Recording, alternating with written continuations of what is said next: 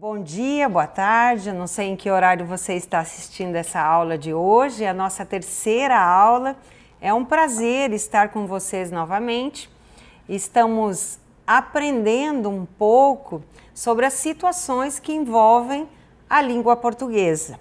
E como de costume, todo o início da nossa aula, nós falamos de um salmo, um texto da palavra de Deus para nos encorajar, especialmente aqueles que estão longe de casa.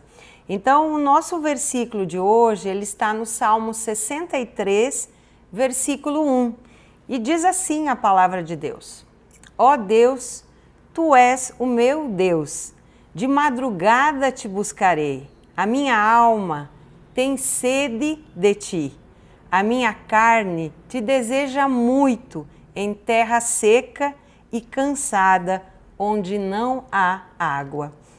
Que palavra linda do salmista nos encorajando a buscar o Senhor em todo o tempo e em todas as circunstâncias. Eu espero que essa pequena porção da palavra de Deus possa trazer consolo ao seu coração que está longe de casa. A nossa aula de hoje, ela vai ser uma aula que vai tratar sobre viagens. Vocês fizeram uma viagem para estar aqui no Brasil. E aqui no Brasil nós temos um costume maior de viajar no período de férias. Aqueles que estão morando em Foz do Iguaçu e região sabem que Foz do Iguaçu é uma cidade onde nós temos a presença de muitos turistas, de muitos viajantes. E vocês também fizeram talvez uma viagem difícil, uma viagem longa, uma viagem não tão fácil para vir até o Brasil. E é um prazer nós estarmos recebendo vocês aqui na nossa terra. Na aula passada falamos de gastronomia, de refeições, contamos um pouquinho como é o alimento aqui no Brasil. Contamos as principais refeições que nós temos, comentamos um pouquinho sobre o horário em que fazemos as refeições aqui no Brasil, falamos também das estações do ano e como a alimentação muda conforme a temperatura e o clima aqui no Brasil. E hoje, como eu já disse, nós vamos falar então das viagens. E eu acredito que vocês vão se interessar muito por essa aula porque vocês têm uma experiência de viagem também. Nesse momento, nós vamos assistir um pequeno vídeo em que nós mostramos uma estação rodoviária. Prestem atenção então.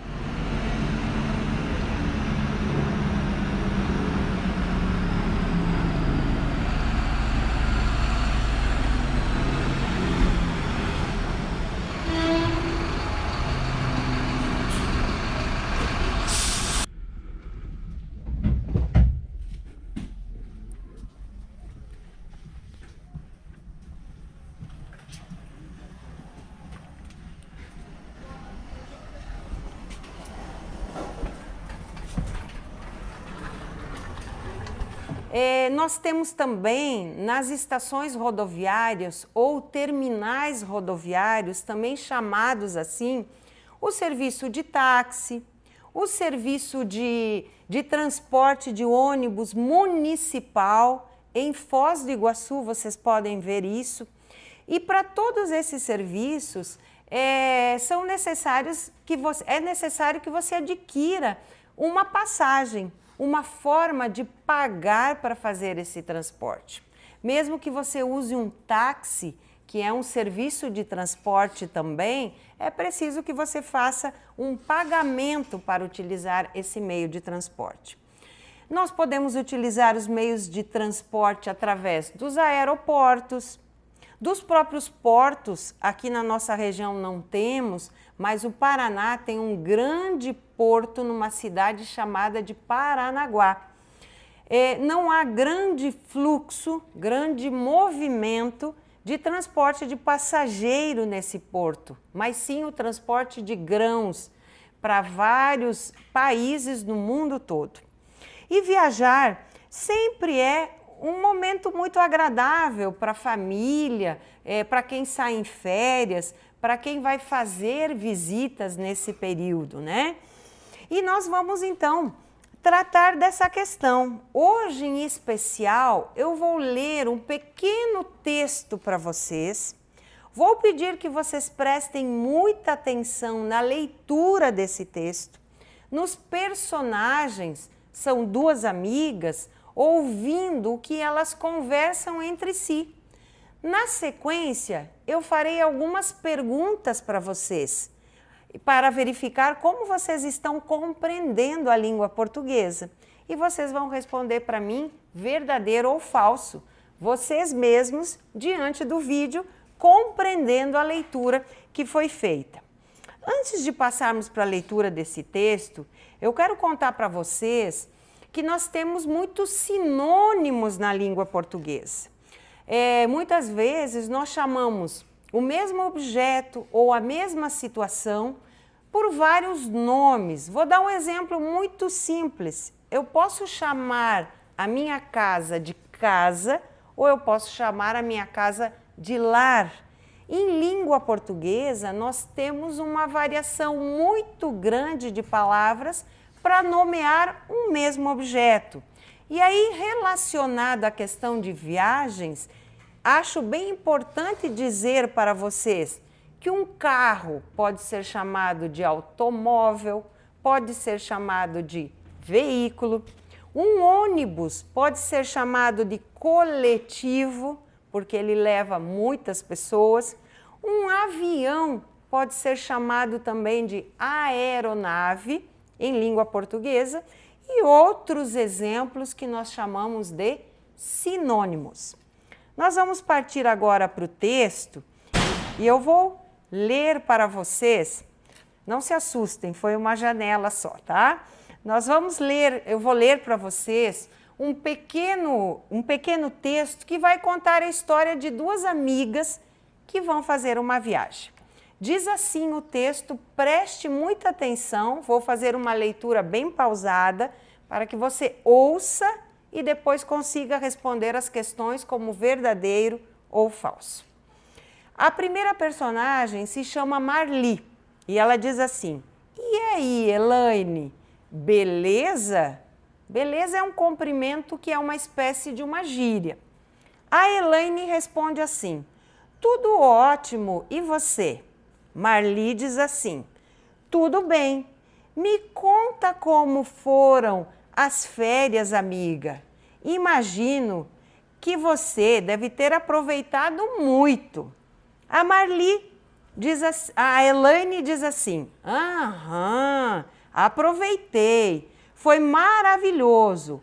Olha, eu nunca imaginei que Floripa é uma forma reduzida da palavra Florianópolis, fosse assim tão linda e tão tranquila." Marli pergunta para a Elaine: "Mas e aí, o que você fez lá em Floripa?" A Elaine diz assim: "Bem, no primeiro dia ficamos na praia da Daniela, que é uma prainha super tranquila. Fizemos caminhada, fomos à Praia do Forte, passamos dias muito agradáveis. Fiquei numa pousadinha muito bacana com café da manhã e conheci muitos amigos." A Marli pergunta para Elaine: "Nossa, amiga, imagino, e o que é que você comeu em Floripa?" Elaine responde: "Comi muita tainha, camarão e casquinha de siri. Ai, que delícia, que vontade de voltar."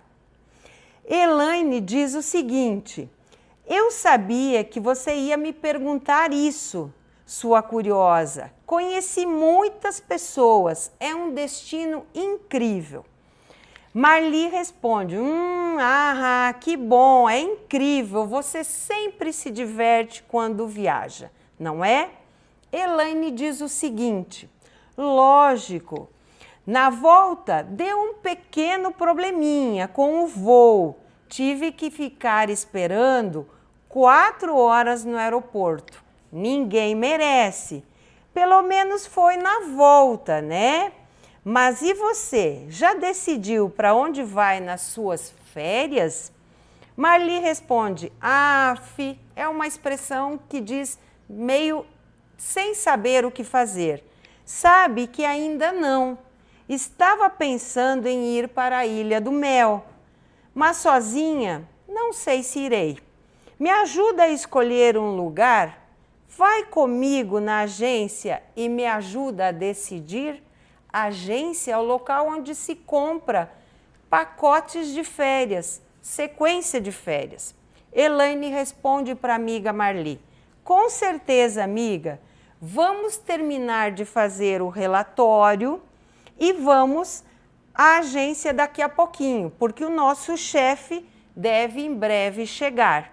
Marli responde, eu também estou cheia de coisas para fazer. Depois nós continuamos a conversa. Esse é o texto. Uma conversa entre duas colegas chamadas de Marli e Elaine. Se você prestou atenção na história, eu quero que você ouça as perguntas que eu farei e você responde verdadeiro ou falso. Você vai poder compreender e ouvir a história várias vezes para que você possa responder as questões. Por que responder as questões verdadeiro ou falso? Para perceber o quanto você está compreendendo a língua portuguesa. Então vamos lá, para a primeira pergunta e você me diz verdadeiro ou falso. Marli e Elaine viajaram juntas, verdadeiro ou falso? Elaine ficou hospedada num hotel, verdadeiro ou falso? Elaine conheceu muitas praias em Floripa, verdadeiro ou falso? As principais atividades realizadas por Elaine na praia foram conhecer lugares, correr e nadar. Verdadeiro ou falso? Houve um atraso no voo de ida de Elaine? Verdadeiro ou falso? Marli ainda não saiu de férias. Verdadeiro ou falso? Marli não quer ir para a Ilha do Mel nas próximas férias. Verdadeiro ou falso? E a última pergunta. Elaine e Marli são colegas de trabalho. E aí, você compreendeu o texto? Ouça novamente o texto que eu contei para você e tente responder verdadeiro ou falso para as questões que eu estou colocando aqui, ok? Muito bem, nossa aula de hoje é essa. Vamos tratar da questão, então, tratamos, né? E vamos agora fazer uma tarefa sobre a questão de viagem. E você deve gravar e colocar na nossa classe, lá no nosso ambiente virtual, um vídeo em que você grava contando uma pequena história de viagem. Pode ser um passeio que você fez, pode ser a história da sua viagem até o Brasil, pode ser um passeio que você fez lá no seu país de origem, alguma viagem que você queira contar para nós professores e para os colegas. Um vídeo muito curtinho que você faz com o seu próprio celular e coloca na nossa classe, ok? Nós queremos conhecer um pouquinho mais da sua história.